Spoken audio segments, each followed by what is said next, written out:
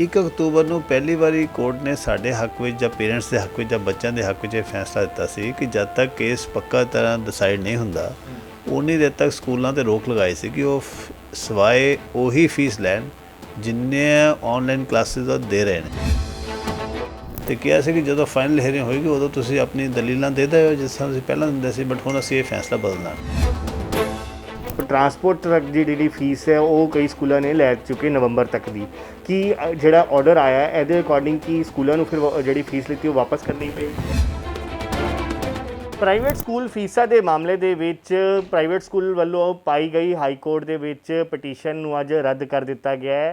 1 October नूं high court वालों जोड़ा फैसला है वो ਜਿਹੜਾ ਮਾਪਿਆਂ ਦੇ ਹੱਕ ਦੇ ਵਿੱਚ ਸੁਣਾਇਆ ਗਿਆ ਸੀ ਉਸ ਨੂੰ ਚੈਲੰਜ ਕਰਦੇ ਹੋਏ ਡਬਲ ਬੈਂਚ ਤੇ ਇੱਕ ਪਟੀਸ਼ਨ ਪਾਈ ਸੀਗੀ।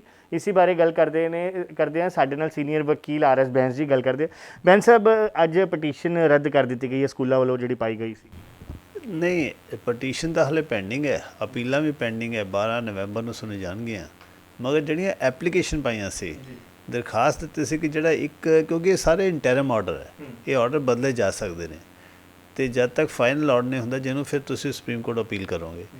1 ਅਕਤੂਬਰ ਨੂੰ ਪਹਿਲੀ ਵਾਰੀ ਕੋਰਟ ਨੇ ਸਾਡੇ ਹੱਕ ਵਿੱਚ ਜਾਂ ਪੇਰੈਂਟਸ ਦੇ ਹੱਕ ਵਿੱਚ ਜਾਂ ਬੱਚਿਆਂ ਦੇ ਹੱਕ ਵਿੱਚ ਇਹ ਫੈਸਲਾ ਦਿੱਤਾ ਸੀ ਕਿ ਜਦ ਤੱਕ ਕੇਸ ਪੱਕਾ ਤਰ੍ਹਾਂ ਡਿਸਾਈਡ ਨਹੀਂ ਹੁੰਦਾ ਉਨੀ ਦੇਰ ਤੱਕ ਸਕੂਲਾਂ 'ਤੇ ਰੋਕ ਲਗਾਈ ਸੀ ਕਿ ਉਹ ਸਿਵਾਏ ਉਹੀ ਫੀਸ ਲੈਣ ਜਿੰਨੇ ਆਨਲਾਈਨ ਕਲਾਸਿਸ ਉਹ ਦੇ ਰਹੇ ਨੇ ਔਰ ਹਰ ਰੋਜ਼ ਦੇ ਬੇਸ 'ਤੇ ਡੇਲੀ ਬੇਸ 'ਤੇ ਅਤੇ ਬਾਕੀ ਕੋਈ ਟਰਾਂਸਪੋਰਟੇਸ਼ਨ ਨਹੀਂ ਲੈਣੀ, ਕਾਸਟ ਜਿਹੜੀ ਚੀਜ਼ ਸਕੂਲ ਨਹੀਂ ਕਰ ਰਿਹਾ ਉਹਦੇ ਕੋਈ ਪੈਸੇ ਨਹੀਂ ਲੈਣੇ, ਸਿੱਧੀ ਜਿਹੀ ਗੱਲ ਸੀ।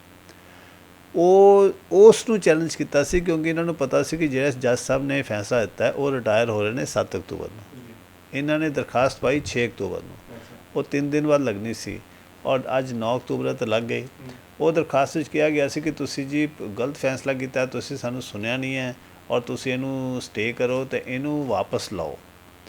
ਅਤੇ ਜੱਜ ਸਾਹਿਬ ਨੇ 3 ਸਵਾਲ ਪੁੱਛੇ ਸੀ ਉਹਨਾਂ ਤੋਂ ਕਿ ਦੇਖੋ ਜੇ ਤੁਸੀਂ ਇਹ ਕਹਿੰਦੇ ਹੋ ਕਿ ਸਾਨੂੰ ਸੁਣਿਆ ਨਹੀਂ ਗਿਆ ਪਰ ਜਿਹੜੀ ਤੁਸੀਂ ਅਪੀਲ ਪਾਈ ਸੀ ਉਹਦੇ ਵਿੱਚ ਤਾਂ ਹਾਲੇ ਨੋਟਿਸ ਵੀ ਨਹੀਂ ਹੋਇਆ ਅਤੇ ਅਲਟੀਮੇਟਲੀ ਦਰਖਾਸਤ ਤਾਂ ਐਡਵੋਕੇਟ ਜਨਰਲ ਦੇ ਅਪੀਲ ਦੇ ਵਿੱਚ ਹੋਇਆ ਆਰਡਰ, ਅਤੇ ਤੁਸੀਂ ਕਿਵੇਂ ਕਹਿ ਸਕਦੇ ਕਿ ਸਾਨੂੰ ਸੁਣਿਆ ਨਹੀਂ ਗਿਆ। ਔਰ ਸੁਣਨ ਵੇਲੇ ਜਦੋਂ ਉਹਨਾਂ ਨੇ WhatsApp 'ਤੇ ਸੁਣਿਆ ਸੀ ਕਿਉਂਕਿ 8 ਬੰਦੇ ਆ ਸਕਦੇ ਨੇ, 4 ਬੰਦੇ ਦਾ ਕੋਰਟ, 2 ਬੰਦੇ ਕੋਰਟ ਦੇ ਸਟਾਫ, 2 ਜੱਜ, ਉਹਨਾਂ ਨੇ ਇੱਕ ਐਡਵੋਕੇਟ ਜਨਰਲ ਨੂੰ ਸੁਣਿਆ, ਇੱਕ ਪੇਰੈਂਟਸ ਦੇ ਵਕੀਲ ਨੂੰ ਸੁਣਿਆ ਤਾਂ 2 ਸਕੂਲਾਂ ਦੇ ਵਕੀਲਾਂ ਨੂੰ ਸੁਣਿਆ, ਸੀਨੀਅਰ ਐਡਵੋਕੇਟਸ ਨੂੰ। ਉਸ ਦੇ ਬਾਵਜੂਦ ਇਹ ਕਹਿਣਾ ਕਿ ਸਾਨੂੰ ਸੁਣਿਆ ਨਹੀਂ ਗਿਆ ਬਿਲਕੁਲ ਸਰਾਸਰ ਗਲਤ ਦਲੀਲ ਸੀ ਅਤੇ ਕੋਰਟ ਨੇ ਉਸ ਨੂੰ ਖਾਰਿਜ ਕਰ ਦਿੱਤਾ। ਫਿਰ ਕੋਰਟ ਨੇ ਕਿਹਾ ਕਿ ਜਦ ਪੱਕੀ ਸੁਣਵਾਈ ਇੰਨੀ ਜਲਦੀ ਹੈ, ਆਮ ਤੌਰ 'ਤੇ ਅਸੀਂ ਇੰਨੀ ਜਲਦੀ ਸੁਣਵਾਈ ਨਹੀਂ ਕਰਦੇ, ਜੇ 12 ਨਵੰਬਰ ਨੂੰ ਫਿਕਸਡ ਹੀ ਹੈ ਅਤੇ ਤੁਹਾਨੂੰ ਇੰਨੀ ਕੀ ਜਲਦੀ ਹੈ ਅਤੇ ਤੁਹਾਨੂੰ ਜੋ ਵੀ ਤੁਸੀਂ ਕਹਿਣਾ ਉੱਦਣ ਸੁਣਿਆ ਜਾਏਗਾ ਤੁਹਾਨੂੰ। ਅਤੇ ਇਹਨਾਂ ਦੋਨਾਂ ਗੱਲਾਂ ਕਰਕੇ ਕੋਰਟ ਨੇ ਉਹਨਾਂ ਦੀ ਐਪਲੀਕੇਸ਼ਨ ਡਿਸਮਿਸ ਕਰ ਦਿੱਤੀਆਂ ਅਤੇ ਕਿਹਾ ਸੀ ਕਿ ਜਦੋਂ ਫਾਈਨਲ ਹੀਅਰਿੰਗ ਹੋਏਗੀ ਉਦੋਂ ਤੁਸੀਂ ਆਪਣੀ ਦਲੀਲਾਂ ਦੇ ਦਿਓ ਜਿਸ ਤਰ੍ਹਾਂ ਤੁਸੀਂ ਪਹਿਲਾਂ ਦਿੰਦੇ ਸੀ, ਬਟ ਹੁਣ ਅਸੀਂ ਇਹ ਫੈਸਲਾ ਬਦਲਣਾ ਨਹੀਂ। ਮੈਂ ਸਭ ਇੱਕ ਜਿਹੜਾ ਪਿਛਲੀ ਜਿਹੜੀ ਇੰਟਰਿਮ ਆਰਡਰ ਆਇਆ ਸੀ ਉਹਦੇ ਵਿੱਚ ਸਕੂਲਾਂ ਨੂੰ ਜਿਹੜਾ 15 ਦਿਨ ਦੇ ਅੰਦਰ ਆਪਣੀ ਬੈਲੈਂਸ ਸ਼ੀਟ ਦੇਣ ਲਈ ਵੀ ਕਿਹਾ ਗਿਆ ਸੀਗਾ। ਉਸ ਚੀਜ਼ ਦੇ ਵੀ ਇਹਨਾਂ ਨੇ ਬੜਾ ਲੰਬਾ ਲਿਖਿਆ ਸੀ ਆਪਣੀ ਦਰਖਾਸਤ ਦੇ ਵਿੱਚ ਕਿਉਂਕਿ ਕਿਸੇ ਹਾਲਾਤ ਵਿੱਚ ਸਕੂਲ ਆਪਣੀ ਬੈਲੈਂਸ ਸ਼ੀਟ ਦੱਸਣਾ ਨਹੀਂ ਚਾਹੁੰਦੇ ਔਰ ਉਹ ਦੱਸਣਾ ਵੀ ਨਹੀਂ ਚਾਹੁੰਦੇ ਇਸ ਪੀਰੀਅਡ ਦੀ। ਉਹ ਕਹਿੰਦੇ ਅਸੀਂ ਜੀ ਪਿਛਲੇ ਸਾਲ ਦੀ ਦੇ ਚੁੱਕੇ ਹਾਂ ਅਤੇ ਉਹ 2016 ਐਕਟ ਵਿੱਚ ਆਪਾਂ ਨੂੰ ਦੇਣਾ ਹੀ ਪੈਂਦਾ ਹਰ ਸਾਲ, ਅਤੇ ਉਹ ਇਸ ਦੌਰਾਨ ਇਹ ਦੱਸਣਾ ਨਹੀਂ ਚਾਹੁੰਦੇ ਸੀ ਕਿ ਇਸ ਦੌਰਾਨ ਉਹਨਾਂ ਦੀ ਇਨਕਮ ਜ਼ਿਆਦਾ ਹੋਈ ਹੈ ਤਾਂ ਖਰਚਾ ਘੱਟ ਹੋਇਆ। ਇਸ ਲਈ ਕੋਰਟ ਨੇ ਉਹਨਾਂ ਨੂੰ ਕਿਹਾ ਸੀ ਤਾਂ ਉਹਨਾਂ ਨੇ ਕਿਹਾ ਸੀ ਕਿ ਇਹਨੂੰ ਵੀ ਸਟੇ ਕਰੋ, ਬਟ ਉਹ ਸਟੇ ਨਹੀਂ ਹੋਇਆ ਅਤੇ ਹੁਣ ਲੱਗਦਾ ਕਿ ਉਹਨਾਂ ਨੂੰ ਬੈਲੈਂਸ ਸ਼ੀਟਾਂ ਦਿਖਾਉਣੀਆਂ ਪੈਣਗੀਆਂ ਕੋਰਟ ਨੂੰ। ਅੱਛਾ, ਇੱਕ ਕਾਫੀ ਸਾਰੇ ਸਕੂਲਾਂ ਦੀ ਸਾਰੀ ਕੰਪਲੇਂਟ ਸੀਗੀ ਮਾਪਿਆਂ ਦੀ ਕਿ ਜਿਹੜਾ ਟਰਾਂਸਪੋਰਟ ਟਰੱਕ ਦੀ ਜਿਹੜੀ ਫੀਸ ਹੈ ਉਹ ਕਈ ਸਕੂਲਾਂ ਨੇ ਲੈ ਚੁੱਕੇ ਨਵੰਬਰ ਤੱਕ ਦੀ, ਕਿ ਜਿਹੜਾ ਆਰਡਰ ਆਇਆ ਇਹਦੇ ਅਕੋਰਡਿੰਗ ਕਿ ਸਕੂਲਾਂ ਨੂੰ ਫਿਰ ਜਿਹੜੀ ਫੀਸ ਲਿੱਤੀ ਉਹ ਵਾਪਸ ਕਰਨੀ ਪਏਗੀ ਜਾਂ ਐਡਜਸਟ ਤਾਂ ਘੱਟੋ ਘੱਟ ਕਰਨਗੇ ਕਿਉਂਕਿ ਜਿਹੜੀ ਫੀਸ ਉਹਨਾਂ ਨੇ ਬਾਕੀ ਆਨਲਾਈਨ ਦੇਣੀ ਹੈ ਉਹਦੇ 'ਚ ਐਡਜਸਟ ਕਰਨਗੇ। ਜੇ ਤੁਸੀਂ ਜਿਸ ਤਰ੍ਹਾਂ ਸਰਕਾਰ ਜ਼ਿਆਦਾ ਬਿਜਲੀ ਦਾ ਬਿੱਲ ਲੈ ਲੈਂਦੀ ਹੈ, ਜਦੋਂ ਉਹਦਾ ਬਿੱਲ ਘੱਟ ਜਾਂਦਾ ਜਾਂ ਕਿਸੇ ਕਾਰਨ ਗਲਤ ਹੋਵੇ ਤਾਂ ਉਹ ਇਮੀਡੀਏਟਲੀ ਐਡਜਸਟ ਕਰ ਦਿੰਦੇ ਨੇ, ਤਾਂ ਸਕੂਲਾਂ ਨੂੰ ਘੱਟੋ ਘੱਟ ਐਡਜਸਟ ਤਾਂ ਕਰਨੀ ਪਏਗੀ। ਜੇ ਵਾਪਸ ਨਹੀਂ ਵੀ ਲੈਣੀ ਕਿਉਂਕਿ ਬੱਚੇ ਤਾਂ ਉੱਥੇ ਪੜ੍ਹ ਰਹੇ ਨੇ, ਅੱਜ ਨੇ ਤਾਂ ਕੱਲ੍ਹ ਖਰਚਾ ਹੋ ਹੀ ਜਾਣਾ, ਤਾਂ ਜਿਹੜੇ ਪੇਰੈਂਟਸ ਨੇ ਜਮ੍ਹਾਂ ਕਰਾਤੀ ਹੈ ਉਹ ਪੇਰੈਂਟਸ ਦੇ ਵੀ ਅਗਲੇ ਜਿਹੜੇ ਇਸ ਮਹੀਨੇ ਦੀ ਟਿਊਸ਼ਨ ਫੀ ਦੇ ਵਿੱਚ ਐਡਜਸਟ ਹੋਏਗੀ ਜੇ ਉਹ ਸਕੂਲ ਆਨਲਾਈਨ ਕਲਾਸਾਂ ਲੈ ਰਹੇ ਨੇ। ਜੇ ਸਕੂਲ ਕੁਛ ਵੀ ਨਹੀਂ ਕਰ ਰਹੇ ਫਿਰ ਉਹਨਾਂ ਨੂੰ ਫੀਸ ਵਾਪਸ ਕਰਨੀ ਪਏਗੀ। ਧੰਨਵਾਦ ਜੀ। ਸਾਡੇ ਨਾਲ ਪੇਰੈਂਟਸ ਐਸੋਸੀਏਸ਼ਨ ਦੇ ਪ੍ਰਧਾਨ ਵੀ ਹੈਗੇ ਸਤਨਾਮ ਜੀ, ਗੱਲ ਕਰਦੇ ਆ। ਸਤਨਾਮ ਜੀ, ਅੱਜ ਦਾ ਜਿਹੜਾ ਆਰਡਰ ਆਇਆ ਤੁਸੀਂ ਕਿਸ ਤਰੀਕੇ ਨਾਲ ਦੇਖੋ, ਅਸੀਂ ਤਾਂ 1 ਤਰੀਕ ਦੇ ਹੁਕਮਾਂ ਆਉਣ ਤੋਂ ਬਾਅਦ ਲੱਡੂ ਵੰਡੇ ਸੀ, ਢੋਲ ਵਜਾਏ ਸੀ, ਪੂਰੇ ਮਾਪੇ ਨੇ ਪੂਰੇ ਪੰਜਾਬ ਦੇ ਵਿੱਚ ਸੀ। ਉਹ ਮਿਠਾਈ ਜਿਹੜੀ ਹੈ ਸਾਡੀ ਮਿਠਾਸ ਹੁਣ ਵੀ ਬਰਕਰਾਰ ਹੈ। ਪਰ ਸਕੂਲ ਵਾਲੇ ਕਿਉਂ ਬਾਰ-ਬਾਰ ਇੱਦਾਂ ਪਰੇਸ਼ਾਨ ਕਰਦੇ ਹਾਈ ਕੋਰਟ ਜਾਣਾ? ਕਿਉਂਕਿ ਸਕੂਲ ਐਸੋਸੀਏਸ਼ਨ ਜਿਹੜੀ ਪਾਰਟੀ ਹੈ ਉਹ ਸਾਰੇ ਸਕੂਲ ਅਰਬਪਤੀ ਹੈ ਤੇ ਬਿਜ਼ਨਸ ਕਿੱਡਾ ਵੱਡਾ, ਜਿਹੜੇ ਪੰਜਾਬ ਦੇ ਹੁਕਮ ਹੈ ਇਹ ਚੰਡੀਗੜ੍ਹ 'ਚ ਵੀ ਬਾਅਦ 'ਚ ਲਾਗੂ ਹੋ ਜਾਣਗੇ, ਕਿਸੇ ਤਰੀਕੇ ਨਾਲ ਹੋ ਸਕਦਾ ਹਰਿਆਣੇ 'ਚ ਵੀ ਲਾਗੂ ਹੋ ਜਾਣਾ। ਚੰਡੀਗੜ੍ਹ, ਪੰਜਾਬ ਤੇ ਹਰਿਆਣੇ ਦੇ ਜਿਹੜੇ ਵਿਦਿਆਰਥੀ ਹੈ 40-50 ਲੱਖ ਹੈ। ਇੱਕ ਵਿਦਿਆਰਥੀ ਤੋਂ 50,000 ਰੁਪਏ ਦੀ ਫੀਸ ਆਉਂਦੀ ਹੋਵੇ ਤਾਂ 11 ਜ਼ੀਰੋ ਲੱਗਦੀ ਹੈ 2 ਦੇ ਨਾਲ, ਮਤਲਬ 20,000 ਕਰੋੜ ਰੁਪਏ ਬਣਦਾ। 20 ਤੋਂ 30,000 ਕਰੋੜ ਦਾ ਬਿਜ਼ਨਸ ਹੈ। ਇਸ ਲਈ ਇਹਨੂੰ ਕਹਿ ਰਹੇ ਵਪਾਰੀ ਹਾਂ ਅਸੀਂ ਤਾਂ ਹੀ ਵਪਾਰੀ ਕਹਿ ਰਹੇ ਹਾਂ ਇਹਨੂੰ। ਔਰ ਲਾਲਚੀ ਵਪਾਰੀ ਇਸ ਲਈ ਕਹਿ ਰਹੇ ਹਾਂ ਕਿ ਕੋਵਿਡ ਮਹਾਮਾਰੀ ਦੇ ਵਿੱਚ ਜਦੋਂ ਮਾਪਿਆਂ ਕੋਲ ਇਨਕਮ ਨਹੀਂ ਰਹੀ ਤਾਂ ਇਹ ਲਾਲਚੀ ਵਪਾਰੀ ਆਪਣਾ 20 ਤੋਂ 30,000 ਕਰੋੜ ਦਾ ਵਪਾਰ ਜਿਹੜਾ ਬਰਕਰਾਰ ਰੱਖਣਾ ਚਾਹੁੰਦੇ ਆ, ਉਹਦੇ ਲਈ ਹੱਥਕੰਡੇ ਅਪਣਾ ਰਹੇ ਆ। ਤੇ ਮਾਪੇ ਜਿਹੜੇ ਵਿਚਾਰੇ ਫੀਸਾਂ ਨਹੀਂ ਦੇ ਸਕਦੇ, ਉਹ ਗੁਰਦਾਸਪੁਰ ਤੋਂ ਉੱਠ ਕੇ, ਜਲੰਧਰ ਤੋਂ ਉੱਠ ਕੇ ਕਿਵੇਂ ਹਾਈ ਕੋਰਟ ਦੇ ਵਿੱਚ ਆਉਣ, ਕਿਹੜੇਵੇਂ ਵਕੀਲਾਂ ਨੂੰ ਪੈਸੇ ਦੇਣ ਜਦੋਂ ਮਾਪਿਆਂ ਕੋਲ ਬੱਚਿਆਂ ਨੂੰ ਫੀਸ ਦੇਣ ਦੀ ਪੈਸੇ ਨਹੀਂ। ਇਹ ਤਾਂ ਥੋੜ੍ਹੇ ਜਿਹੇ ਕੁਝ ਵਕੀਲ ਹੈਗੇ ਜਿਹੜੇ ਸਮਾਜ ਸੇਵੀ ਹੈ, ਜਿਹਨਾਂ ਨੇ ਮਾਪਿਆਂ ਦੀ ਬਾਂਹ ਫੜੀ ਹੈ, ਫੀਸਾਂ ਨਹੀਂ ਲੈ ਰਹੇ, ਪਰ ਉਸ ਤੋਂ ਬਾਅਦ ਵੀ ਮਾਪੇ ਬੜੇ ਪਰੇਸ਼ਾਨ ਹੈ।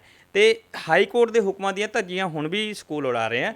ਇਹਦੀ ਜਿਹੜਾ ਸਬੂਤ ਇਹ ਹੈ, ਪਰਸੋਂ CBSE ਨੇ ਇੱਕ ਆਰਡਰ ਜਾਰੀ ਕੀਤੇ। ਉਹ ਆਰਡਰ ਜਾਰੀ ਇਸ ਕਰਕੇ ਕੀਤੇ, ਅਸੀਂ ਮਾਪਿਆਂ ਕੋਲੋਂ ਫਿਰ ਸ਼ਿਕਾਇਤਾਂ ਕਰਾਈਆਂ CBSE ਤੇ ਪੰਜਾਬ ਸਰਕਾਰ ਨੂੰ ਕਿ ਹਾਈ ਕੋਰਟ ਦੇ ਹੁਕਮ ਹੀ ਆ ਗਏ ਆ, ਪਰ ਸਾਡੇ ਬੱਚਿਆਂ ਦੀ 8ਵੀਂ ਤੋਂ ਲੈ ਕੇ 12ਵੀਂ ਤੱਕ ਦੀ CBSE ਦੀ ਫੀਸਾਂ ਜਾਣੀਆਂ। ਉਹਦੀ ਆੜ ਦੇ ਵਿੱਚ ਸਕੂਲ ਕਹਿ ਰਹੇ ਕਿ CBSE ਨੂੰ ਫੀਸ ਤਾਂ ਭੇਜਾਂਗੇ ਜੇ ਸਾਡੀ ਪੁਰਾਣੀਆਂ ਸਾਲਾਨਾ ਫੀਸ ਤੇ ਮੰਥਲੀ ਚਾਰਜ ਤੇ ਸਾਰੀਆਂ ਫੀਸਾਂ ਦਿਓਗੇ।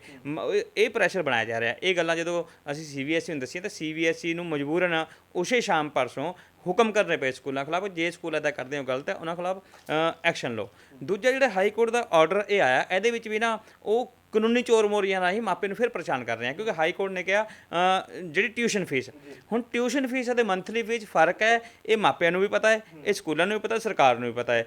ਹੁਣ ਮੰਨ ਕੇ ਚੱਲੀਏ ਕੋਈ ਸਕੂਲ 20,000 ਰੁਪਇਆ ਸਾਲਾਨਾ ਫੀਸ ਲੈਂਦਾ, ਉਹ ਅਲੱਗ ਹੈ, ਮੰਥਲੀ ਫੀਸ ਉਹਦੀ 3,000 ਹੈ। ਪਰ ਜੇ 2-4 ਸਾਲ ਪੁਰਾਣੀ ਆਪਾਂ ਦੇਖੀਏ, ਮੰਥਲੀ 3,000 ਫੀਸ, ਉਹਦੀ ਟਿਊਸ਼ਨ ਫੀਸ ਤਾਂ 1,000 ਰੁਪਇਆ। ਪਰ ਹੁਣ ਜਿਹੜੇ ਸਕੂਲ ਚਲਾਕੀ ਇਹ ਖੇਡ ਰਹੇ ਆ ਕਿ 3,000 ਹੀ ਟਿਊਸ਼ਨ ਫੀਸ ਹੈ। ਇੱਥੇ ਵੀ ਅਸੀਂ ਫਸੇ ਹੋਏ ਆ ਮਾਪੇ ਕਿ 3,000 ਟਿਊਸ਼ਨ ਫੀਸ ਹੈ ਕਿ 1,000 ਫੀਸ ਹੈ। ਉਹ ਪ੍ਰਪੋਰਸ਼ਨ ਜਿਹੜਾ ਸੀਗਾ ਉਹ ਦਿਖਾ ਨਹੀਂ ਰਹੇ, ਟੋਟਲ ਓਵਰਆਲ ਕਰਕੇ ਉਹਨਾਂ ਨੇ ਉਹਦੇ 'ਚ ਗੋਲਮੋਲ ਕਰ ਦਿੱਤਾ ਜੀ। ਮਤਲਬ ਇਹਨਾਂ ਹਾਈ ਕੋਰਟ ਦੇ ਹੁਕਮਾਂ ਦਾ ਤਾਂ ਹੀ ਫਾਇਦਾ ਮਿਲ ਸਕਦਾ ਜੇ ਪੰਜਾਬ ਸਰਕਾਰ ਕੋਈ ਸਖਤ ਹਦਾਇਤਾਂ ਦੇ ਕਿ ਮੰਥਲੀ ਫੀਸ ਟਿਊਸ਼ਨ ਫੀਸ ਕਿੰਨੀ ਹੈ, ਜਾਂ ਅਗਲੇ ਹੁਕਮਾਂ ਸਾਡੇ ਵਕੀਲ ਸਾਹਿਬ ਇਹ ਅਦਾਲਤ ਦੇ ਅੱਗੇ ਰੱਖਣ ਕਿ ਟਿਊਸ਼ਨ ਫੀਸ ਤੇ ਮੰਥਲੀ ਫੀਸ ਦਾ ਡਿਫਰੈਂਸ ਵੀ ਕਲੀਅਰ ਕਰਕੇ ਦੱਸਿਆ ਜਾਵੇ। ਜਿਹੜੀ ਮੰਥਲੀ ਫੀਸ 3,000 ਹੈ ਜਾਂ 10,000 ਹੈ, ਜਿੱਦਾਂ ਹੁਣ BPS ਦੀ 8200 ਹੈ, ਕਿਸੇ ਹੋਰ ਸਕੂਲ ਦੀ 2500 ਹੈ, ਉਹ 8200 ਦੇ ਮੰਥਲੀ ਫੀਸ ਦੇ ਵਿੱਚ ਟਿਊਸ਼ਨ ਫੀਸ ਕਿੰਨੀ ਹੈ? ਉਹਦੇ ਵਿੱਚ ਕਿਉਂਕਿ ਟਰਾਂਸਪੋਰਟ ਚਾਰਜਿਸ ਤੇ ਟਰਾਂਸਪੋਰਟ ਚਾਰਜਿਸ ਤੋਂ ਇਲਾਵਾ ਬਿਲਡਿੰਗ ਫੰਡ ਵੀ ਹੈ, ਕੋਈ ਹੋਰ ਫੰਡ ਵੀ ਹੈ, ਕੰਪਿਊਟਰ ਫੰਡ ਵੀ, ਉਹ ਅਲੱਗ ਕਿਤੇ ਜਾਣਾ ਕਿਉਂਕਿ ਹਾਈ ਕੋਰਟ ਨੇ ਟਿਊਸ਼ਨ। ਪਰ ਹਲੇ ਤੱਕ ਸਕੂਲ ਜਿਹੜੇ ਹੈਗੇ ਉਹ ਓਵਰਆਲ ਜਿਹੜੀ ਫੀਸ ਲੈ ਰਹੇ, ਜਿਹੜੀ ਟਿਊਸ਼ਨ ਫੀਸ ਦੇ ਨਾਮ ਤੇ ਉਹ ਸਾਰੀ ਫੀਸਾਂ ਇਕੱਠੀ ਲੈ ਰਹੇ ਆ। ਉਹਨਾਂ ਨੇ ਭਾਵੇਂ ਉਹ ਕਿ ਨਾਮ ਉਹਨੂੰ ਟਿਊਸ਼ਨ ਫੀਸ ਦੇ ਦਿੱਤਾ ਹੈ, ਲੇਕਿਨ ਉਹ ਵਧਾ ਦਿੱਤਾ ਹੈ। ਮਤਲਬ ਸਕੂਲ ਓਵਰ ਕੌਨਫੀਡੈਂਟ ਹੈ। ਸਕੂਲਾਂ ਨੂੰ ਇਹ ਲੱਗਦਾ ਕਿ ਹਾਈ ਕੋਰਟ ਦਾ ਪਹਿਲੀ ਵਾਰ ਫੈਸਲਾ ਜਿਹੜਾ ਮਾਪਿਆਂ ਦੇ ਹੱਕ 'ਚ ਆਇਆ ਇਹ ਅਸੀਂ ਬਦਲੀ ਕਰਵਾ ਲਾਂਗੇ। ਉਹ ਉਸ ਤਰ੍ਹਾਂ ਦੇ ਤਾਂ ਹੀ ਹੱਥਕੰਡੇ ਬਣਾ ਰਹੇ ਆ। ਤੇ ਸਕੂਲਾਂ ਨੂੰ ਇਹ ਵੀ ਲੱਗਦਾ ਕਿ ਹਾਈ ਕੋਰਟ ਆਰਡਰ ਕਰਦਾ ਰਹੇ, ਸਕੂਲਾਂ ਨੂੰ ਇਹ ਵੀ ਲੱਗਦਾ ਪੰਜਾਬ ਸਰਕਾਰ ਆਰਡਰ ਕਰਦੀ ਰਹੇ, ਸਕੂਲਾਂ ਨੂੰ ਇਹ ਵੀ ਲੱਗਦਾ ਸਿੱਖਿਆ ਸਕੱਤਰ ਪੰਜਾਬ ਦਾ ਉਹ ਹੁਕਮ ਕਰਦੇ ਰਹਿਣ ਪੂਰੇ। ਜਦੋਂ 700 ਸ਼ਿਕਾਇਤਾਂ ਸਕੂਲਾਂ ਖਿਲਾਫ ਦਿੱਤੀਆਂ ਪੰਜਾਬ ਸਰਕਾਰ ਨੂੰ, ਤਾਂ ਬਕਾਇਦਾ ਸਿੱਖਿਆ ਸਕੱਤਰ ਨੇ ਜ਼ਿਲ੍ਹਾ ਸਿੱਖਿਆ ਅਫਸਰਾਂ ਨਾਲ ਮੀਟਿੰਗ ਕਰਕੇ ਗਿਆ, ਜਿਨ੍ਹਾਂ ਖਿਲਾਫ ਸ਼ਿਕਾਇਤਾਂ ਦੇ ਆਏ ਉਹਨਾਂ ਖਿਲਾਫ ਐਕਸ਼ਨ ਲਓ। ਫਿਰ ਵੀ ਸਕੂਲ ਵਜੀਦਾ ਹੈ, ਉਹ ਪਰਵਾਹ ਨਹੀਂ ਕਰਦੇ ਸਿੱਖਿਆ ਸਕੱਤਰ ਦੇ ਹੁਕਮਾਂ ਦੀ, ਪੰਜਾਬ ਸਰਕਾਰ ਦੇ ਹੁਕਮਾਂ ਦੀ ਤੇ ਹਾਈ ਕੋਰਟ ਦੇ ਹੁਕਮਾਂ ਦੀ। ਇਹ ਲੜਾਈ ਲੰਬੀ ਹੈ, ਮਾਪਿਆਂ ਨੂੰ ਤਾਂ ਹੁਣ ਵੀ ਮਜਬੂਰ ਕੀਤਾ ਜਾ ਰਿਹਾ ਸਕੂਲਾਂ ਵੱਲੋਂ। ਬਿਲਕੁਲ ਤੁਸੀਂ ਸੁਣਿਆ ਇਹ ਸਤਨਾਮ ਜੀ ਜਿਹੜੇ ਕਿ ਸਾਨੂੰ ਦੱਸ ਰਹੇ ਸੀ ਕਿ ਕਿਵੇਂ ਕਿ ਟਿਊਸ਼ਨ ਫੀਸ ਦੇ ਨਾਮ ਤੇ ਹੀ ਕਿਵੇਂ ਹਾਈ ਕੋਰਟ ਦੇ ਜਿਹੜੇ ਆਦੇਸ਼ਾਂ ਦੀ ਧੱਜੀਆਂ ਉਡਾ ਕੇ ਸਕੂਲ ਜਿਹੜੀ ਫੀਸਾਂ ਦੇ ਵਿੱਚ ਵਾਧਾ ਕਰ ਰਹੇ ਨੇ। ਤੇ ਸਿੱਧੇ ਤੌਰ ਤੇ ਹਾਈ ਕੋਰਟ ਵੱਲੋਂ ਇਹ ਕਿਹਾ ਗਿਆ ਸੀਗਾ ਕਿ ਸਿਰਫ ਟਿਊਸ਼ਨ ਫੀਸ ਹੀ ਜਿਹੜੀ ਹੈ ਉਹ ਸਕੂਲ ਵਾਲੇ ਲੈ ਸਕਦੇ ਨੇ, ਲੇਕਿਨ ਸਕੂਲ ਵਾਲਿਆਂ ਨੇ ਚੋਰ ਗੇਟਾਂ ਰਾਹੀਂ ਜਿਹੜੀ ਹੈ ਫੀਸਾਂ ਦੇ ਵਿੱਚ ਵਾਧਾ ਕਰਕੇ ਉਸ ਨੂੰ ਵਧਾ ਦਿੱਤਾ ਹੈ ਤੇ ਉਹ ਫੀਸਾਂ ਵਸੂਲ ਕਰ ਰਹੇ ਨੇ।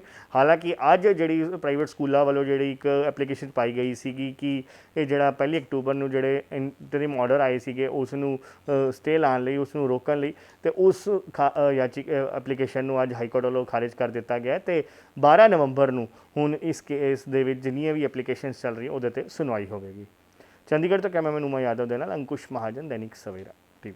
All world open challenge 17 time gold medalist Miyan Rafiq Mohammad, पंडित, मौलवी, बेगम, तांत्रिक, इन्हां चोरा ठग्गां तो सावधान। स्पेशलिस्ट वशीकरण, सट्टा नंबर, लव मैरिज, पति पत्नी च अनबन, विदेश च पक्का होना, कारोबार दा ना चलना, सिर्फ 31 घंटियां विच समाधान। फ्री फ्री फ्री मियां रफीक मोहम्मद। मोबाइल 84 374 94 647, 84 374 94 648। देश दुनिया की हर वड्डी खबर दे लई हुणे डाउनलोड करो number 1 news app Dainik Savera times.